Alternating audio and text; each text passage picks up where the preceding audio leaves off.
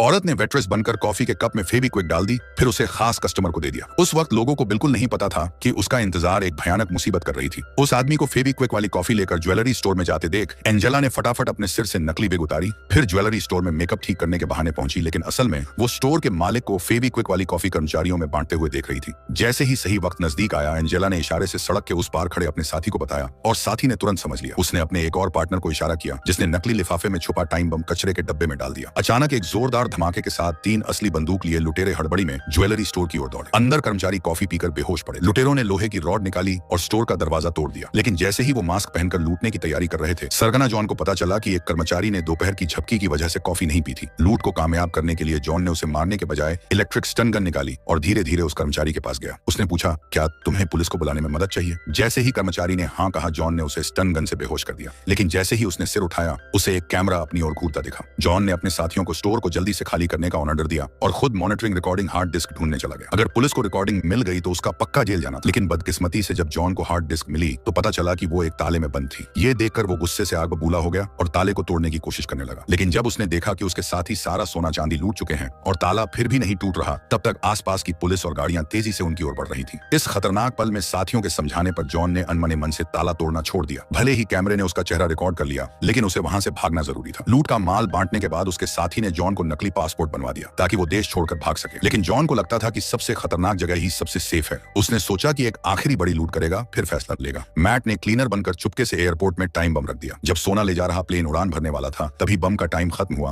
और जोरदार धमाका हुआ। टावर के स्टाफ हैरान रह गए और उन्होंने तुरंत सारे प्लेन को रोक दिया, लेकिन ये सब लुटेरों की चाल थी। इसके बाद 4 असली बंदूक लिए लुटेरे गुस्से में प्लेन के सामने आ गए। पायलट का भरोसा जीतने के लिए वो स्टाफ बनकर बोले कि प्लेन में शायद टाइम बम है और सेफ्टी चेक के बहाने प्लेन की जांच करने लगे। जॉन ने बम डिफ्यूज करने वाले एक्सपर्ट का रोल लिया और पायलट को रेडियो और इंजन बंद करने को कहा। जैसे ही रेडियो बंद हुआ, जॉन ने कॉकपिट में जहरीली गैस का गोला फेंक दिया। धुआं पूरे कॉकपिट में फैल गया। जॉन ने केबिन का दरवाजा ब्लॉक कर दिया और असली सिक्योरिटी वाले धमाके की जांच में लगे थे। उन्हें प्लेन की हालत का पता ही नहीं चला। जब पायलट गैस से बेहोश हो गया, लुटेरों ने सीडी लगाई और टाइगर प्लायर्स से सोने का ताला खोल दिया। फिर मिलकर 1 टन सोना लूट लिया, लेकिन यह तो बस उनकी चोरी का पहला कदम था। पुलिस से बचने के लिए लुटेरों ने गाड़ी को पहले से तैयार वेयरहाउस में ले जाकर उसका डिस्गाइज हटाया और नकली नंबर प्लेट लगाई। लेकिन जॉन को क्या पता था कि उसका साथी माइक सारा सोना हड़पना चाहता था। माइक ने जाते जाते जॉन की जेब से सोने की चेन भी चुरा ली। इतना ही नहीं, उसने जॉन की गर्लफ्रेंड को भी अपने साथ ले लिया। ये देखकर जॉन गुस्से से पागल हो गया और उसने माइक को सबक सिखाने की ठान ली। उसी रात माइक जॉन की गर्लफ्रेंड के साथ गप्पे मार रहा था, तभी गाड़ी का सोना जमीन पर बिखर गया। किसी को शक न हो इसलिए माइक ने जल्दी से उसे समेटना शुरू किया, लेकिन उसे क्या पता कि 1 टन सोना असल में लोहे का गट्टा था। दरअसल जॉन को माइक की नीयत पहले ही भांप चुकी थी और उसने असली सोने को पहले ही बदल दिया था। असली सोने को उसने पिघलाकर मोल्ड में डालकर सोने की पाइप बनाई थी और उन पर काला पेंट कर दिया था। आखिर में जॉन असली सोने के साथ अकेले ही ऐशो आराम की जिंदगी जीने लगा।